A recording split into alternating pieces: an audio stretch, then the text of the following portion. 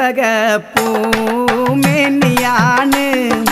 ചന്ദനത്തളിലാസലളിതം ചന്ദ്രോദയത്തിൻ്റെ കാന്തിയാണ്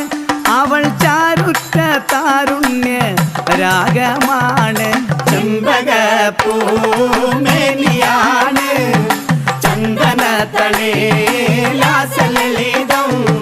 ചന്ദ്രോദയത്തിൻ്റെ കാന്തിയാണ് അവൾ ചാരുറ്റ താരുണ്യ രാഗമാണ് ചെമ്പകപ്പൂ